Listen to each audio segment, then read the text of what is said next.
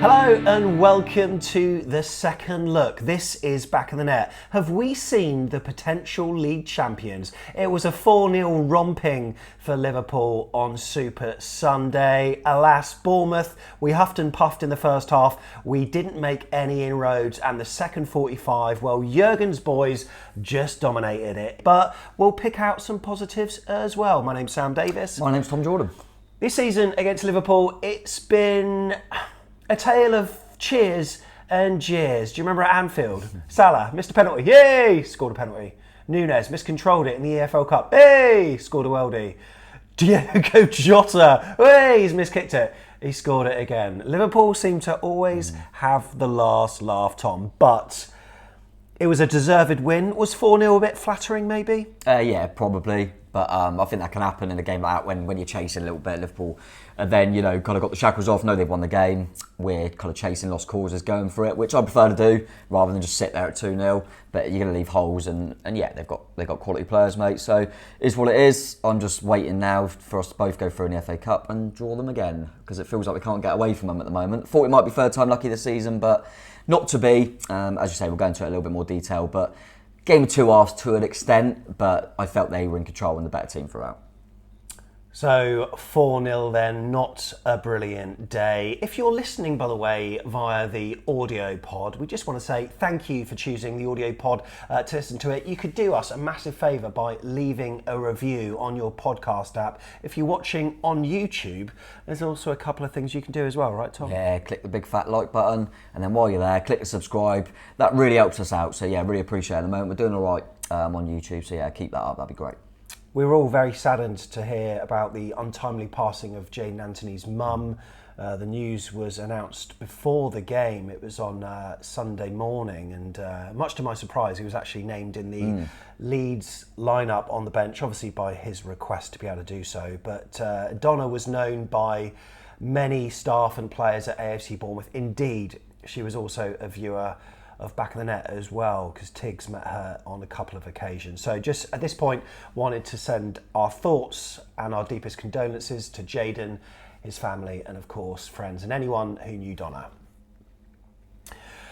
So then, 2024 is upon us, which means it's a packed schedule of FA Cup, AFCON, and of course Premier League action. Yeah, so make sure you beat the January Blues. Watch every game with the atmosphere it deserves down at your local Green King Sports Pub. Yeah, don't settle for a dodgy stream, because if it's on the telly, it's on at your local Green King across their huge HD screens, like it was on Sunday. Yeah, and if you download the Green King Sports app, which I've done, you'll also receive 10% off every single drink whenever there's a game on. Yeah, their venues offer a range of low and no alcohol options, so dry January doesn't mean you have to settle for a worse sports watching experience. And Tom, on that Green King Sports app, I've told you before, but there's a thing called Score King. It's like Super 6. You do your scores every week. And if you get it right, you get a free pint or a free drink. If you get the correct outcome, 20% off your next round, which is great. And I was watching outside Dean Court, Sheffield United 1, West Ham 2. On the big screen, I was thinking, hello, 98 minutes gone, whatever it was. I've got a free drink here. I didn't think to check the score line. And it was about 10 o'clock when I was putting the vlog together. Just have a look at the BBC website. Last minute equaliser for the Blades. Mate. No free drink for me. But I remember seeing you and you being quite chipper about that, saying I'm going to get a free pint. And I was ashamed because I've got 1-1, so I'm not getting nothing. I ended up with a 20%, not too bad. But yeah, you're a bit close there, mate. Imagine if you were on the Super 6 and like literally just about to win all that money. I think it was 90 plus 13. Let's check out the league table. There it is. Liverpool are top of the league. They are 5 points clear. Is it turning into a two-horse race? Look, we don't know. But Man City have been breathing down their necks, and given their form in their last game, it was imperative that Jürgen's boys got the win over Bournemouth. We didn't expect it to be that emphatic, we've got to say. Bournemouth's position is unchanged. We are on 25 points. Had we had a point fewer, we'd have actually gone down a position, because that has affected our goal difference somewhat. We were the form team, not so much at the moment, but looking at the table tonight, Tom, We are 9 points off a relegation spot and 7 points off a 7th spot. It's not the end of the world, is it? No, it is what it is. I think the run we've had, we always knew Tottenham and Liverpool were going to be difficult. And we got that game in hand as well. We got the game in hand. We always knew they'd be tough, and if we can nick anything out of them too, it'd be great. Wasn't to be. We didn't hit our levels at the end of the day, and to Liverpool's credit, they were very good because we are on form, and even though against Tottenham we didn't win the game, we still created so many more chances, and should have scored a few more. But to Liverpool's credit, I'm sure we'll go on to it, but I thought the centre halves literally just took care of Solanke comfortably, and it was the first time I said to you off air that first time I thought, Liverpool could, because I've always known they got goals in them, but I thought they're going to keep a lot of clean sheets with them two centre halves and that goalkeeper. So yeah, even with makeshift kind of fullbacks in there, them centre halves and that goalkeeper are a different class. So yeah, fair play Liverpool, and they thoroughly deserved it. Yeah, Conor Bradley and Joe Gomez, I thought were exceptional. Their back four actually as a whole, even though it's been botched together, was superb. Not quite the same for us. It was a much changed back four, but then some of us were thinking back three. We weren't really sure what it was, but when teams were announced, Tom, at 3:30, you saw the team lineup. The first thing that stood out to me was how strong our bench looked, really, with Phil Billing on there. Of course, we had Alex Scott on there too, Lloyd Kelly, David Brooks, Kiefer Moore for a different option. Also, Emiliano Marcondes. Last time I heard he was playing for Brentford, training with them, but obviously he's back with us now, eh? Yeah, no, good to see him back on there. But yeah, no, you're right, mate. I think just the benches, I'd take ours over theirs. That's no disrespect to theirs, but they've got more kind of fringe and young players on there. They've only really got Gakpo and Gravenberch. So yeah, the bench was strong, and as you say, I wasn't sure how we were going to line up. I didn't think we'd go to a 3 just because he rarely does that. Yeah, well, that's what everyone was seemingly suggesting. We're looking at the Sky lineup. That's what they even put on the screen. But like you say, he doesn't really like to change much from that. I think we did at Man City, and immediately afterwards he came out and said, I shouldn't have done that, or, I'm not going to probably be doing that again. And alas, it was that 4. Although there were times where it looked like we could have been a 3. Yeah, just because of the personnel in there that Aarons is going to bomb on, whereas Hill isn't, so it's going to look like he's going to tuck in. A bit like what happens when Kelly plays left back, to be honest. But yeah, I didn't expect it to go to a 3. I remember people having the same conversations at Forest, and when Dango was in, people thought, well, they'll just be wing backs. When I just can't see it, because he's, you don't want to change too much. And that's what I said to you, because I thought, looking at it now, in hindsight, because I originally thought Aarons would go to left back, because he's played there a fair few times, and Hill would play at right back. But I guess really, Hill's a centre half and Aarons is a right back. So if you put in Hill at left back, you're only playing one defender out of position. Whereas if you put him at right back and Aarons at left back, 2 defenders are out of position. That's all I can think. His thinking was, and maybe Sinistera, likes to bomb forward anyway and doesn't really do a lot back. So maybe he thought, well, Hill will just stay in that slot. But it ended up being Sinistera was quite isolated on his own down that. But Clivert tried to go over and help, etc. It didn't quite work, but I don't think any of the players that come in were particularly awful.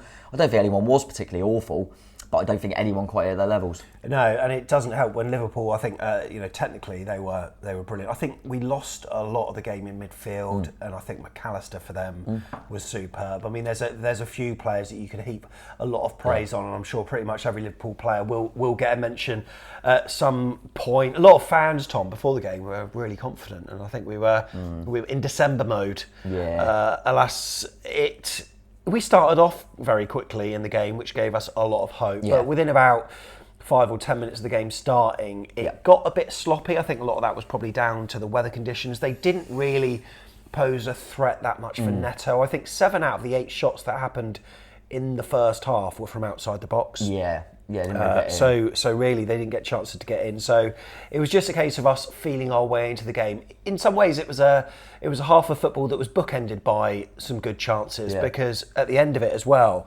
there was a moment where it's flashed across the box where you just wanted someone in there, and a lot of the players I felt just weren't quite on it. And one thing that annoys me actually is Dom Solanke. Whenever he plays against Liverpool, he never has it's true, actually. his best games. And I always want him to have a good game against Liverpool, just to prove him wrong or to teach him a lesson, so to speak. But alas, he never does. But there are a few that really didn't perform to their levels. Yeah, and it's probably coincides with the fact that they've got 2 of the best centre-backs in the league. But yeah, I don't know, I felt at half-time, I was chatting to a few at half-time, and what was surprising is I thought, God, this is going to be so open, both teams attacking. And I actually thought both teams have defended pretty well. But neither team have really got into their fluidity going forward. Obviously, second half, one team managed to do that and the other didn't, unfortunately. We played all right first half. That first half did not, you wouldn't have ever predicted that second half after that first half at all, would have you? So it sort of took us by surprise. I think Liverpool had 11 touches in Bournemouth's penalty box in the first half. Needless to say, that went up, but it was just really scrappy, wasn't it? But the way we ended the first half made me think, hello. We could start the second half, and we've shown that we can give Liverpool a game, even when they're stronger on paper than what they were. But I don't know. You've said before on Premier League shows that we do on this channel, Jürgen's mentality monsters, and that second half they came out like a different side. I was worried at half time in the sense I was well happy to be 0-0 and thought there's not much in the game really. We're doing fine, but I thought they're going to come out a lot better. So we need to address a few little bits. Didn't quite happen for us, but yeah, thought we done okay, mate. I think when shocks, which this would have been if we had one, happen, it's because you have a little moment and you take it. And we had a few little flashes across goal, as you say. Done all right in the first half. A few little moments in and around the box. You nick one of them, complete different game. But because we don't, and they get the first goal early in the second half, suddenly then it's going to be really, really difficult for you. So yeah, when you have them little kind of moments, you've got to take them against these teams because they will when they go. Just want to say thank you so much to any of the new subscribers that we've gained over the weekend. I'm hoping that some of them were Bournemouth fans, but I'm guessing some of them might have been Liverpool fans. And for a small little channel like us, we've reached a milestone, Tom, of over 15,000 subscribers, which is absolutely superb on YouTube. So just want to say thank you so much. We're not going to give new targets for 16,000 by next week or whatever. We'll just see what happens. But and hopefully you'll see that we are being fair about what happens in the game. I think we'll heap credit on Liverpool where we can, but also we do need to look at ourselves because there were some negatives, but a few positives as well. A negative though happened after 49 minutes where Núñez scored, and it was a weird one because I think the ball was on our left-hand flank and it was almost like a clearance by Canate, I think, that found the feet straight to the feet of Curtis Jones, and almost one touch was it, set Núñez free, and then he just had a really nice little finish, some good interchanging. I actually looked at the highlights and I thought, whilst he's probably our man of the match, I thought Zabani's positioning was a little bit poor. He got caught in no man's land there a little bit, but that's not perhaps indicative of him. That's just him and Meps maybe being a bit naive when playing together. Yeah, maybe. I think him and Celessi have obviously formed a decent partnership, and if it hasn't been Celessi, it's most of the time it's been Kelly in it. So it might have been a little bit of that, mate, but as you say, I thought on the whole he was one of our better players, Zabani and his duels and stuff. But yeah, I think that one was more, it was a good goal from Liverpool. They worked it really well, and yeah, we just didn't switch on to it. And we've done that a few times now, conceded kind of straight after half time quite quickly, and that's really difficult then, and we didn't really pick ourselves up from there, which was a shame. But yeah, Liverpool showed their intent straight away, didn't they? So then I was thinking, this is going to be tough now. And that was his first chance of the second half. There were moments in the first where he sort of mishit it a couple of times when the ball was probably in front of you in the north stand, and he didn't quite connect with it. But he's one of these confidence players, isn't he? Once he scores one, he's hungry for another. Needless to say, he was on the score sheet again. That was at the end of the half. But it wasn't so long later, I think 20 minutes later, 2-0, caught on the transition again. Diogo Jota. Talk about a player that's not like heralded as one of these talismanic figures, but he nets so frequently for them. What a good player. I think he's brilliant. I think he's very underrated, Jota. Yes, defensively they're really good and stuff, but if you ask me, right, we start that game again, you can take one of their players that started out, I might take Jota out, because I just think he gives them something. Don't get me wrong, Núñez scores 2, and fair play to him, and we're giving a bit of stick, and he certainly made us pay for that like he did in the cup. So I'm not going to criticise him because he's done well against us. But with Núñez, I kind of think, he's not doing anything. Then he'll do something. He's a bit like everyone calls him a chaos player, don't they? Because he don't really know what he's going to do. And to his credit, he put a couple in. But Jota was the one that I was always worried about when he got the ball. He was brilliant, and he's a better finisher than people realise. Very good finisher. That was inside off the right-hand post, wasn't it? Do you think Neto could have done better? I mean, you've probably got a Neto show lined up at some point on this channel, have you? I mean, there's a lot of people on social media that have been mentioning his name as maybe being his fault for a few of the goals, or some things he could have improved on. One of the things that Zabani, I think he could have been maybe stronger against Núñez. He sort of got overpowered, ended up on the deck, and that's when Núñez could have put Jota in. But there were a few moments in that game where Neto was maybe culpable for some of the goals that we conceded. Let's go through the others. 3-0. There were 7 Bournemouth players in their half when we lost the ball, and it was Conor Bradley to Diogo Jota. It sort of pinged across the penalty area a few times. Miss kick, which bamboozled everyone, and Lloyd Kelly was turning around thinking, "Where's the ball?" He was very lucky in that sense. And it fell to him again, and obviously he gave it some in front of the Ted McDougall stand, which I don't blame him for. 3-0, game over. Yeah, it was a shame because Jota's got fortunate there, but he probably earned that little bit of luck in the performance he had. We were caught out because we were kind of just chucking everything at it, see if we can get back in the game. Is what it is. But they're just clinical. They were clinical in both boxes, mate. To be honest. And then you're thinking, okay, just get the whistle gone, as long as we don't get any injuries. And Aaron looks like he pulls his hamstring. So one thing I'd say that when looking back, I watched the full first half on some footy replays channel, and then I watched the match of the day highlights and extended highlights packages, and he was throwing himself into some challenges, and he was stretching a lot, putting in these last gasp challenges, which I think probably it's a cumulative effect of what happened towards the end of that game. So it meant that we were playing with 10. But if we could see it out at 3-0, that would have been absolutely fine. But bloody hell, 4-0. It's not the first time we've conceded 4 to Liverpool. Sometimes we've conceded more. We probably won't say much about that. But it was a long ball, but it was to feet of Nunes, wasn't it? Who's that from? I think Joe Gomez, wasn't it? Yeah, you might be right there, actually. From the right-hand side. And it was this whipped cross in, and he was just so strong. Managed to evade his marker. Maybe Zabani at fault again. You could point your finger at him potentially. I think he'd moved to right back at that point. Yes, I'm not 100% sure. But so I'm clutching at straws a little bit, but Nunes was strong, and he just got what he needed to on it with the outside of his right boot, posting in 4-0. Yeah, a bit annoying. You shouldn't really be able to bring the ball down like that close to goal. You like to think your goalkeeper might be out a little bit, but yeah, it was a good move, and it was what it was, mate. Where the game was well done, and it's just horrible them ones, isn't it? When you go, you're coming at 0-0. We didn't play great, but it wasn't 4-0. It was frustrating, especially when kind of on 70 minutes it's only 1. Yeah. And then they get them 3 at the end. But that's what good teams like that will do to you. And then they'll be looking at it. That's what you've got to realise when you're in a title race, they're 2-0 up, game's 1-4, and they're going to go, might as well help the goal difference a bit if we can. And obviously coincided with the changes we made that I don't think any of the changes worked too well either. No, usually he's been fortunate in terms of the subs that we've had have had a really good effect, but this time I don't particularly think they did. I probably understood the changes. They weren't changes that surprised me. I understood them. Just don't think.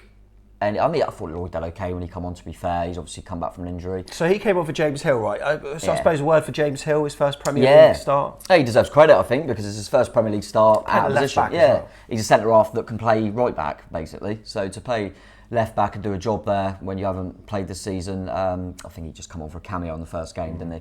And he's been in the Championship. Fair play to him because I don't think he'd done anything wrong. I think most of his kind of one-on-one duels in that first half, in that corner, he was coming out with the ball. He was doing all right. He's not going to offer you overlap stuff, and maybe it was a game that suited that in a way that we didn't want someone bombing on too much.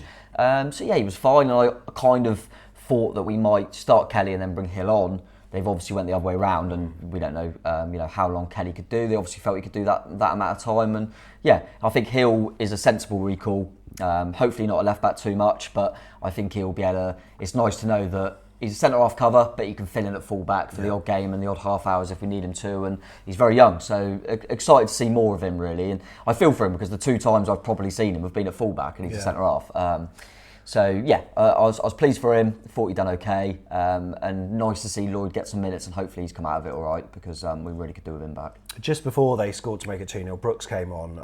I think it's fair to say that if others were available, Ouattara or maybe Semenyo, that wouldn't have happened. Yeah, probably. I didn't think that he was particularly effective, and we've seen this a few times recently. Obviously, he had that chance to get consolation for us, but it sort of inexplicably went wide. It was weird because there was one angle that was really good of it, and you would usually expect it to bend in, but it didn't. It actually bent the other way. So I don't know what kind of contact he got with it on the ball, but I think he probably should have done better with that chance. And that was when we were down to 10 men as well, wasn't it? I think it was. Yeah, he should have scored. And then Kiefer, who come on, should have scored as well. I mean, that there, I couldn't quite believe it. It didn't make the highlights package on Match of the Day. But Alisson, I don't know what he was doing. Oh no, it was crazy. And it was almost like Van Dijk stopped because he thought Alisson's going to get it. So then Kiefer has got past Van Dijk. He just needed a open slight goal. touch, and it's an open goal. I don't really understand what he was doing. I mean, it wouldn't have exactly been Divock Origi angles against. No, it wasn't hard. It would have been quite an easy finish. Yeah, it was a weird one. And yeah, it's a shame at the moment. It's interesting because obviously our next game is in the Cup, where they'll probably all get opportunities, and ironically it's against Welsh opponents. Yeah. In Swansea. But I think the 3 Welsh lads is quite easy to kind of make that point on. I said to you, and I think I mentioned it on fan cams after the game, that I always respect players that it's easy to just nothing worse than players that just never play and don't really care and are happy to just pick up a paycheck and just sit on the bench. Yeah. So I've almost respected that Mepham, Moore and Brooks have all come out and said, I need to play more football. Yeah. Need to play more football. Need more minutes. Great. Well, Mepham wasn't awful, but he had a chance to come in, so unless he's suspended, right, go and make that shirt yours. We've lost 4-0. He wasn't brilliant. Kiefer Moore's not as good as Tom Slanky, we all know that. He didn't obviously miss that chance, which is a shame. But Brooksy's really frustrating me at the moment. Feel for him, but I think it's probably more because we know how bloody good he is. Yeah. And you just wonder. And you wonder as well with what his capacity is these days. Yeah, and you wonder with obviously everything he's been through physically, it's taken more out of him than he maybe anticipated. But he's coming on in games and making us weaker. And he started against QPR, and we were not very good until he come off. And then the player that come on for him got the winner. And I just think, all I want, I'll be absolutely delighted if on Thursday he's the best player on the pitch. We knock Swansea out and Brooksy back to it. Do you know what I mean? But I thought that before Swansea in the last cup, where I didn't think he was great, picked up in the second half and got a goal. Thought that against QPR. I thought that too many times now. I keep thinking, this is their chance. He's going to prove it now. You've got a cup game.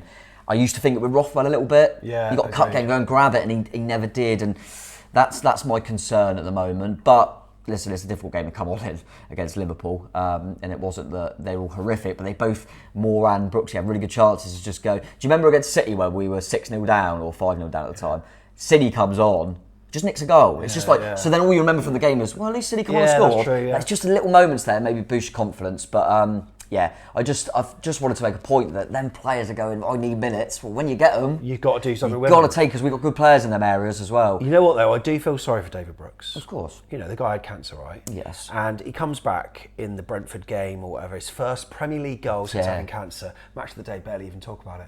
Contrast that with Ivan Toney. Yeah. Where the whole show was built around his return. Return of some sort of king. Yeah, the return of the king after, what was it, 8 months suspended for doing wrong, for betting, like on his own team, and he's treated like this. It was so bizarre, mate. I couldn't stand. You know what? Even Christian Eriksen, who came back from the dead, didn't even have as much media coverage. And then when he got returned. I mean, he was going to be given man of the match before the ball was kicked. Of course he was.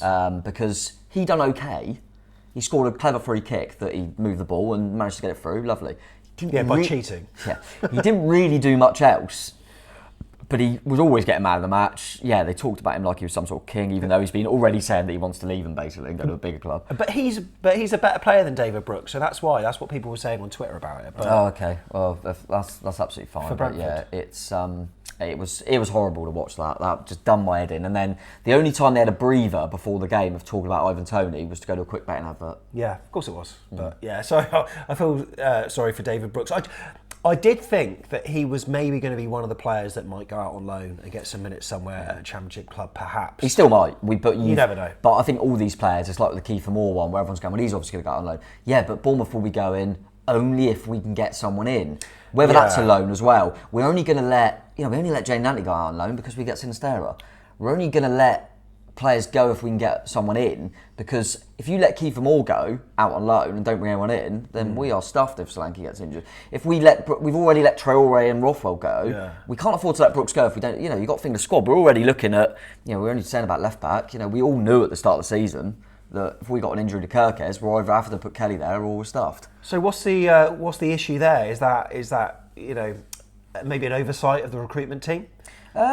Yeah, it's one of the things when you get injuries. Bad luck. Yeah, there's obviously a bit of luck in there. I was saying to a few people on Twitter, because I totally agree that, the injuries have not helped. But I always felt at the start of the season, I swear we always said it, that going in, we all know Kelly can play there. He's been there years. He can play at left back, but he's centre half. And going into the season with only one natural left back who's a teenager who's never played in the country was a risk. Of course it was a risk.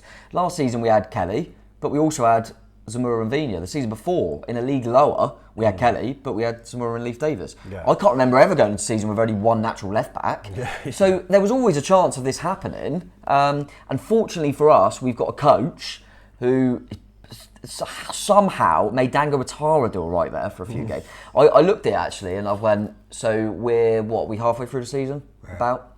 We've played Kirkes, Kelly, Mepham, Tavernier, Watara and Smith. 6 have all played a stint at left back this season. Bloody hell. Hill. Did I say Hill? Can't remember if I said Hill. That's too many. And we might have another in the cup against Swansea, maybe, because he won't want to play. Yeah. He won't want to play Kelly, will he? Probably not. I wouldn't. It's one of them. It's a difficult one when you got to play like that because you go. Is it like right? We need to save him because this won't do him any good if he plays straight away. Or do you want to build it back up? Do we need him to get some minutes? Maybe there's a case of going, can we play him? Is it good to get an hour out of him and then bring Greenwood on? Maybe, I don't know. But because of the Aaron's injury now, Hill will probably have to go to right back. Yeah. Fortunately, Senesi is going to be back available, so he can slot in there. Hopefully with Mepham, just because I don't want Zabani getting injured. But it gives us a few little options. But yeah, it's just, I felt that yesterday was evident that both teams, let's be real here, they had no Salah, no Szoboszlai, no Trent, some big players for them. But you saw the difference, which is understandable, look at the two sides.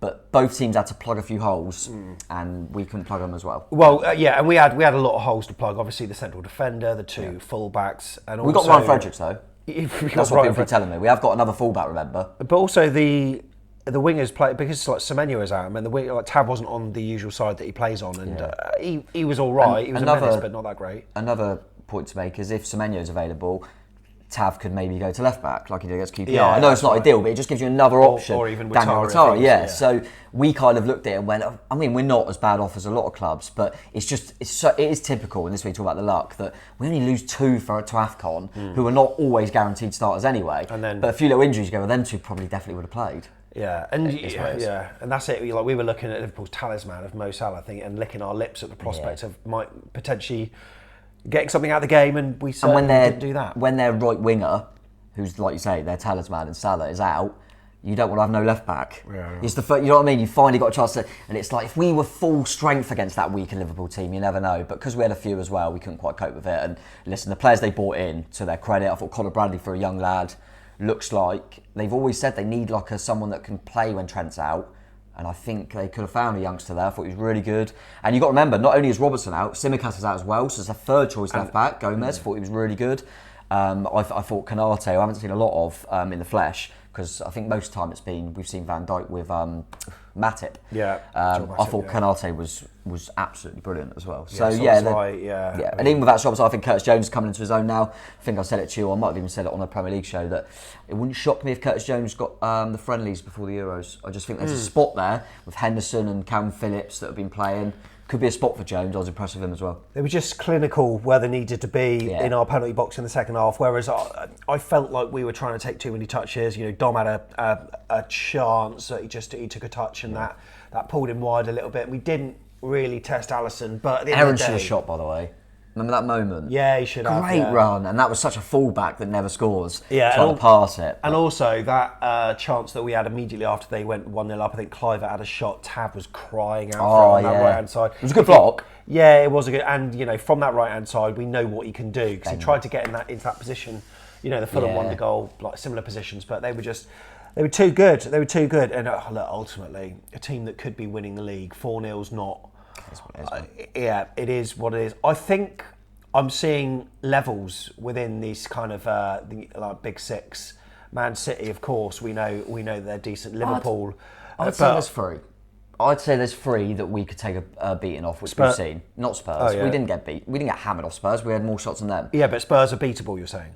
I'm saying that against Spurs, you know, the amount of shots we had, if we finished our dinner, we would have got something. So you're saying Arsenal, Man City, Liverpool? Yeah, I just think we're not close to them 3, unfortunately, which is understandable. But I would have said Villa, but surprisingly, we should have won that game. I mean, the fact that our expectations are higher, we're coming out disappointed with a 4-0 loss against Liverpool, I think shows where we're at. It feels like over the course of this season, I don't want to say it just yet, but maybe at the end, it will feel like potentially, if we keep up this good trajectory of results, it feels like we've now gone slightly a different level in the Premier League. We're not necessarily that team that's going to flirt with relegation. It's always going to be, you know, an issue. And of course, as Bournemouth fans, we're always going to think it's a concern. But I don't know. I feel as though we might be just on that next level. Like I want to say Crystal Palace, but they're having a pretty dodgy season. But West Ham, Fulham, then Fulham. I know maybe. everyone gets dragged little moments where they get dragged in, yeah. but I know what you mean. I think what's happened is the philosophy change as well means it's more exciting. So you feel like you're always on the front foot and you're scoring goals like we are.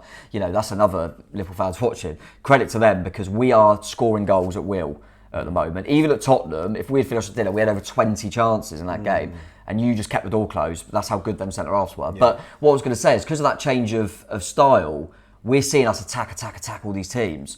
So suddenly then we go, but even though we're playing a really good team like a Liverpool, we're creating so much that we still... But then we can't create as much against them teams. We saw it against Man City as well. And I think Arsenal, obviously we've still got to play them again, but they're probably the other team that I think we'd find it difficult. But apart from that, mate, I don't mind that. They're the three that are going for the title for me. Obviously mention that Villa are currently still in it, but as we saw against them, we should have beaten them. I said on the vlog that Man City would have been hoping, given the form, they'd have been praying that we could have got something. But sorry, City fans, wasn't to be. Again soon, I know we got to play them again, and I'm really interested to see when because they've got to go to Liverpool as well, and that's a big game. Just kind of.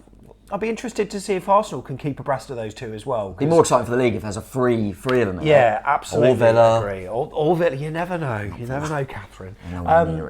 Let's have a look at the match stats for that then. Cherries just with that one shot on target, 4 of them off target, but Liverpool 7 shots on target. Fair to say that shots and possession they dominated. Do you want to give me a man of the match statistically? Who scored one? You can go for the man of the match for the overall, the 22 players or whoever came off the bench as well. Who would you say would be up there? Overall, I'd probably say Jota. Probably. Like I said, I thought the centre-half goalkeeper were good. I think for us, I don't know, I'm just thinking statistically, we let him force, and none of the defensive are going to do well, but then none of the offensive are going to do that well either. It's a difficult one to score, I think even though I didn't think he had a good game, some of the wingers, because they get a few take-ons, maybe Chrissy, I don't know. I'll put you out your misery. Jota. Well, Jota it was, 9.7. Our best scoring player was James Hill with 7. I like that though. Yeah, I mean, I wonder if that is because, like I briefly mentioned, I can't remember him getting beat much. And I think he come off at 1-0. Come off at 1-0. Yeah. So, that's a nice little tipple there for him. Yeah, don't mind that. And yeah, it doesn't surprise me. Jota, Nunes, Did Nunes not get the assist for Jota, Jota's first? I thought Nunes. Maybe did it deflect off one of our players? Maybe it did, I don't know. Yeah. But either way... I didn't even realise Beck and Gordon come on for them, by the way. Them youngsters, can't remember. No, exactly. I mean, me and Tiggs went off to do fan cams. Yeah. We sort of stayed until we heard the whistle and then we went. But 4-0 and... one of them games. We asked for your positives and negatives. Oh yeah, I've done 5 myself. Oh, have you? Do you want to do it at the end? Do these people focus? There might be some that cover it. Okay, so Colin started off by saying James Hill looks very assured, excited to see his progression. Negative, the midfield were uncharacteristically poor. Tav and Cini had games to forget. They were outbossed, especially in the second half. Yeah, probably agree with that. Heather went for Alex Scott, was a positive. I don't think he did much. He was okay, but I felt... Yeah, we didn't. I wanted him on because I thought we needed more control in midfield, as Colin alluded to, and I didn't think we got any more of it. Not his fault. He had a few nice touches, but I don't think he was brilliant. Yeah, she said negative the entire second half. Absolutely, I completely. Well, that's when Scott come on, Heather. Yeah, switch on. Switch on. Cherry Coke said positive again. James Hill looked decent. Negative. Our winning team really struggles when 1 or 2 are missing. Is that right? No, I don't agree with that. No. I can't think off the top of my head, but we've definitely had 1 or 2 missing when we've gone on this mad run. Ryan said positive, the game finished. Negative, the game started. Like that from you. Daniel said a good first half, but defensive injury crisis, especially fullbacks, is certainly a negative. Cherry Blossom said that the positive was the first 10 minutes. The negative was squandering that advantage. Yeah, I do agree. Just nicking a goal in that moment would have changed the whole theme of the game. I think Ollie said that on fan cams actually. He made a good point, and he got someone in the comments on YouTube. So I think it was from Neil, who you see at half time. He said, we need to get that young man on more often, Ollie, so kudos to you. Did he say Ollie or did he say young man? Because Because if it says young man, don't rule me out. After Tom, he said, so that would have definitely. I'm not even a young man anymore. But I think he said, had we nicked one, Well, that's I think changed the trajectory. Yeah, I think I mentioned that. I think that's when you see a real shock result and a surprise. It's because they just nick a moment. It's not because they're brilliant. You know, teams like Liverpool are always going to have chances against you. They're always going to, but you just got to take them. And Donny said it a lot, hasn't he? That you've got to be clinical because these sides will be. Yeah, absolutely. Philip Sterling said one positive would be Zabani and Christie performances. Have a look at Zabani again and see. I might need to watch out just to see. But some of the goals, maybe. But Yeah. I mean, I think You said this to me because I said I didn't really. I'm going to look at that back. Christie, yeah, I agree with that. Express his nuts off, doesn't it? Negative would be that I thought that we subsided as soon as the first goal went in. It was one-way traffic. After that, yeah, it was almost like we were waiting for it to happen at the start of the second half, I felt. James, positive. Our makeshift backline was decent in the first half, and Hill had quite a good game whilst playing out of position. The negative, all the goals felt sloppy and preventable. It made Liverpool look better than they actually were. And we've got Chris Run below as well. And one of these you might want to pick up on. Positive was our first half performance. We were on it, and if only we could shoot, the second half would have been completely different. The negative, Neto for me. 2 goals were avoidable if he removed the cement in his boots. We caved after the first goal as well. Okay, with that in mind, Tom, you've got what, 5? I've got 5 of each. There's a nice little number. Here we go. Pros and cons from Tom Jordan here. Do you Let's have a want listen. the pros or the cons first? Do we You know finish what? on a high or do we start on a high? Finish with dessert. So let's go for the negatives to start off with. Then. So 5 little points. I forgot that I wrote this. Drummers before the game is crap. Really? I hate them drums before. And remember we've said it before that they're trying to do the drums. I like that they're trying things. Yeah. But it's like, oh god. One thing I must admit, and we're trying to like sing a Bournemouth song, but you're getting drowned out by what's it? Is it Great Escape? Yeah, Great Escape. Yeah. One thing I think that, 12. especially with the timing of like TV games of Sky, they performed it relatively early, so there was a lot of silence between the end of when they played it and when the game kicked off. Whereas previously, we know we'd have noise. Of course, the nonny thing's not happening anymore for whatever reason that is. But we would have music going right until kickoff. So if you're a player, I don't know. It just felt a little bit muted. But then you could say, well, maybe that affected how we would start the game. We started really well. And we sort of created our own tempo, so to speak. But I must admit, it's not for me, but that's they're obviously trying to create some traditions. Well, that's what I was going to say. Yeah, and I like the fact they're trying things. I just think, have they seen that when they do that, it gets the place rocking? They can't have. So I tried it enough now. Let's try something else, maybe. Just an opinion, unless it can be seamlessly morphed in some kind of house remix of The Great Escape or something. Maybe, yeah. One of the things I'm going to give.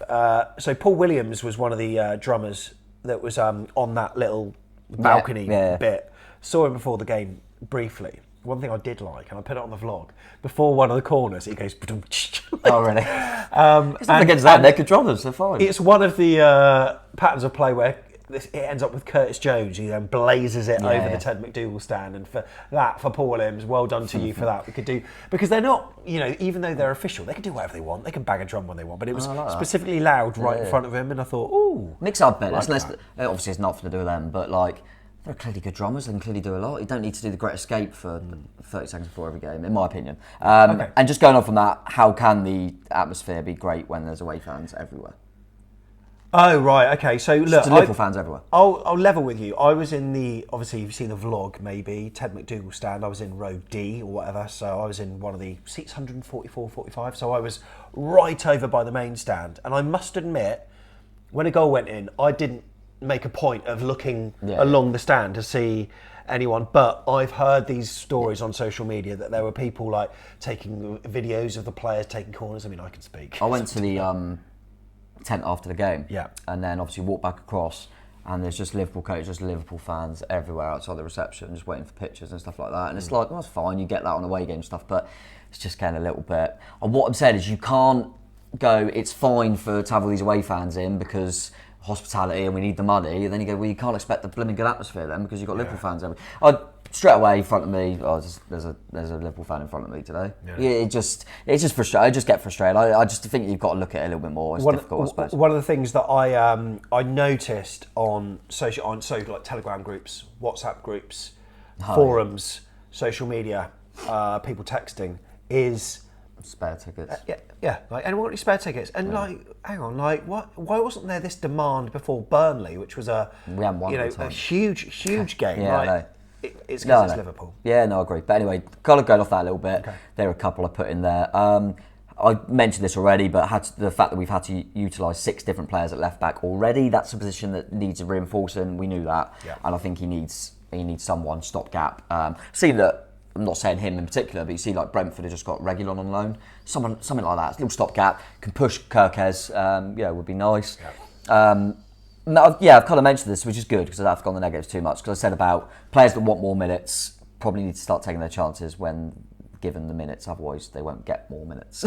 It's kind of what I said there. I kind of mentioned the fact that I'm not convinced by the goalkeeper still. Have you mentioned that before? I have, and it's horrible because I don't want to keep mentioning because it looks like I've got because if he has a good game, I always say he has a good game. But I keep saying this. It's not that there's a goal that I think is a catastrophic error from Neto. No way, there wasn't. You could say he could do better on a couple of goals.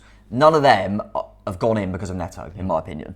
So he is not at fault. But I'm watching it, and people around me are all kind of doing it. Corner comes in from them. I sit right behind the goal. He's never moving from that line. He's not very commanding. Ever. And you saw his starting position from corners. He's on his goal line. Ball comes in. It flashes across goal. He's nowhere to be seen. You see Alisson. He's a step ahead. He's there. He's out. He's going, if this ball comes in my area, I'm the only one here who can use my hands. I'm going to take responsibility here.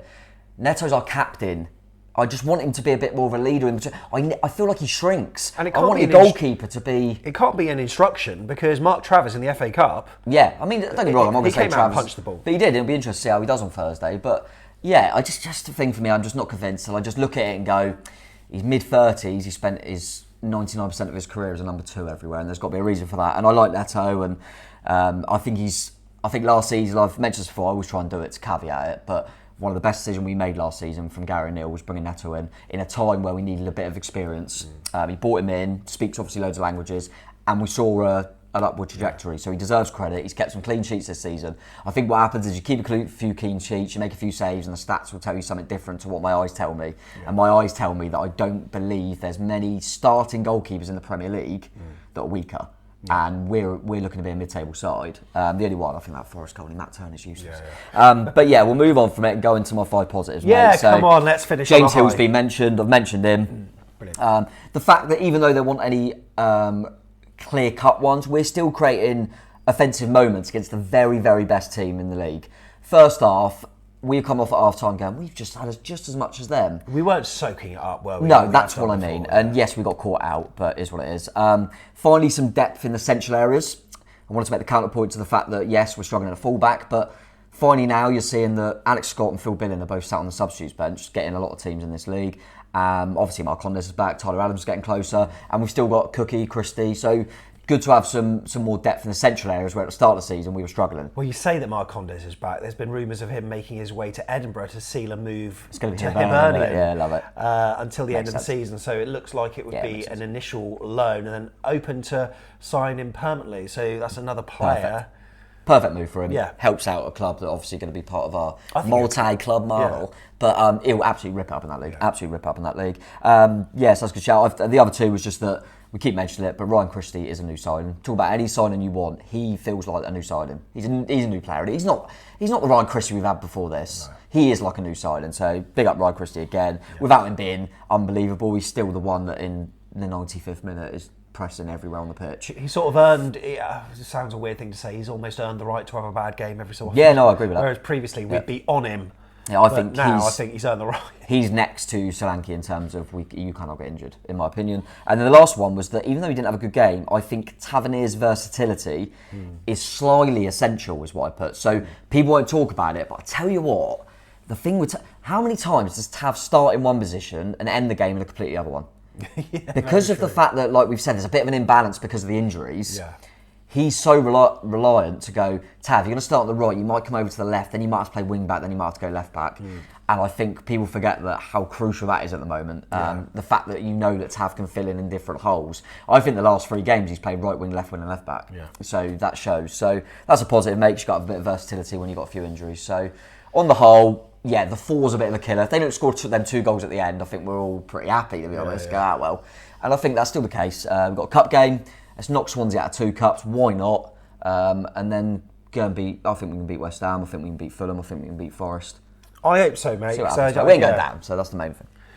Slightly shorter second look. Obviously, that's going to be the case. No one wants to spend a whole hour on a 4-0 loss. Look, there's still plenty of content on the way, and we just want to reaffirm our thank yous to everyone that's been part of this channel and helps support us. Definitely. Because supporting us helps us to turf out the content that we do. Now, yes. If you are a monthly subscriber to Back of the Net, that's on our Telegram group. You get put on that. Lovely bunch. And you did your player ratings.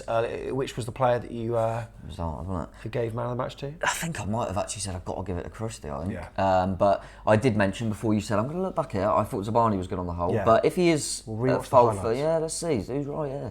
I didn't notice it at the time, but like you say, there might be ones when you look at it a bit more detail. But yeah, kind of just Christie for his endeavour, because I think it was a game where no one hit their levels on the ball. So then you go, okay, so let's look at the kind of the other side of the game and that work ethic which Christie had, and also obviously a shout out to James Hill, who put in a good shift at left fullback, and I'm quite excited to see him. I'm expecting to see him at right back against Swansea, and I'm quite excited to see how he does there, because there's a player there, mate, and he could end up feeling like a bit of a new signing for the end of the season. So Back of the Net is not just about the YouTube channel, the audio podcast, the website, with written articles as well. Your support is huge for us. If you feel as though you can do so, like I say, if you're monthly on Ko-fi, that means that you are a committed, loyal supporter, and then we'll put you in our Telegram group. Tom posts his player ratings after each game, and also we'll put on the odd first look, the odd blooper from me, and a few other bits beside afcbpodcast.com/coffee. If you want to read about it first and see what we do, go to afcbpodcast.com/support. It's been, I would say, a pleasure. It's probably been a pleasure for Liverpool fans that might have been tuning in, mate. But look, one swallow doesn't make a summer. We're not going to beat ourselves up about this, are we? No. We can get over it with hopefully a good win in the Cup, and then, like you say, take that momentum into some winnable games. Yeah, no, exactly, mate. And I think the fact is, we've said this before, that we go, I've said it a lot last season, there's no point to talk about these winnable games, because we didn't, it was a good job we went and beat Liverpool last season in Tottenham. True, yeah. But this season we've shown, against that group, we've done well. I mean, what was it, West Ham's first game of the season and we got a draw, and then we've beaten Fulham and we've beaten Forest. So our Ghana and Burkina Faso doing, just so I know when they're going to be back? Well, Ghana, I think they'll be playing about now, but have been crap. Yeah. But because the 4 best teams that come third go through, rubbish. They only really need to beat Mozambique. And if you're watching this, they might be out by this time, whenever you're watching. But hopefully, to be fair, I want them to do all right, but hopefully they're out. Burkina Faso, even though Ouattara hasn't played yet, it looks like he will play, because they've done quite well. They haven't lost yet. Oh, God. So he'll probably Get back here, Daniel. Yeah, no, I know, mate. It's a little bit frustrating from that point of view. But is what it is. And to be fair, with Ghana, West Ham be without Kudus if they do well, and he's a good player for them. So there's pros and cons, I think, in all these games, because players are missing. But we can tune into some Scottish football, mate, because Will Dennis is doing well, and now Super Emiliano over there. I might even watch Scottish football for once. I mean, I won't. SPL all the way. It does, I just had a quick look then. It does say that with 6 months remaining on his contract, he'll go on loan and then sign for Hibernian. So all the best to Emiliano. Good. And we got to sing a little bit to him, which was nice at the weekend. We love him. So yeah, I hope he does all right. And yeah, we'll just, let's win the cup. I'm going to remind you of a question that I asked you recently, because I was in Edinburgh recently. What's the name of Hibs' stadium? Oh, you did tell me this. I did. What does it begin with? E. It is a you told me this. a holiday. What do you mean it's a holiday? It's a period of celebration. Easter Road. Easter Road. Yeah, you did tell me that. And also commiseration on the Friday, obviously, but then it's all good on Sunday, right? Thanks for watching. Thanks for listening. We'll see you in the next one. Up the Cherries. Not the Cherries. Go and win a cup. Come on. We're going to get Liverpool in the next round anyway. What is the point?